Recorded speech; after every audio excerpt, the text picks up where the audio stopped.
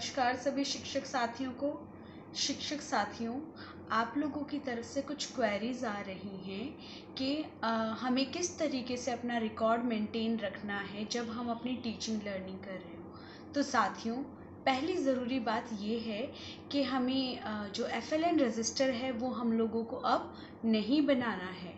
और जो दूसरी ज़रूरी बात है वो है कि हमें अपना साप्ताहिक आकलन मेंटेन करना है।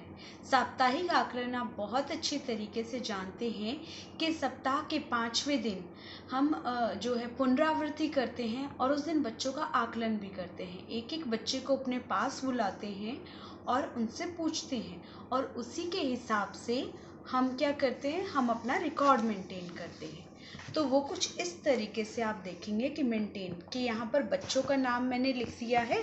यहाँ पर डिकोडिंग वाले चैप्टर में आप देखिएगा कि मैंने 2 ग्रुप बनाए। ग्रुप 1 जो 5% से 50% से जिनका अंक जो हैं कम रहे, और ग्रुप 2 जो 50% से ज़्यादा रहे। ट्रेनिंग के दौरान आपको बहुत अच्छे से बता दिया गया था कि 50% हमें किस तरीके से देखने हैं, लेकिन अभी मैं फिर बता देना चाहती हूँ।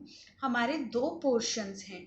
पहले पोर्शन में भी 50% प्लस मार्क्स होने चाहिए, सेकंड पोर्शन में भी 50% प्लस मार्क्स होने चाहिए। तो यहाँ पर G1 G2 अगर आप अपनी साप्ताहिक आकलन ट्रैकर में इसे लिख लेंगे तो आपको पता रहेगा कि किस बच्चे को आपको ग्रुप 1 में डालना है और किस बच्चे को ग्रुप 2 में डालना है। उसके साथ साथ उसी से रिलेटेड मौखिक के भी कुछ प्रश्न होंगे जो कि आपको पूछने होंगे, जो आपने उस सप्ताह के दौरान बच्चों को कराया, जो कि झिलमिल के पाठ जो हमारे झिलमिल की पाठ्य पुस्तक है उससे होता है। इसके साथ साथ मैं आपको एक चीज़ और ज़रूरी बताना चाहूँगी, आप अपनी डेली डायरी ज़रूर मेंटेन रखिए। मैं आप लोगों की बात से सहमत होंगी कि कुछ जो हमारे प्रिंसिपल्स हैं उनको ये ऑर्डर मिले थे कि आप जो टीचर्स को बोलिए कि वो डेली डायरी ना लिखें, लेकिन जब तक आपको आपका कंसर्न अधिकारी खुद से नहीं बोलता है या आपको लिखित में नहीं देता है कि आपको डायरी नहीं लिखनी, तब तक आप अपनी सेफर साइड डायरी ज़रूर लिखेगा। इसके बाद हम आते हैं सावधिक आकलन पर।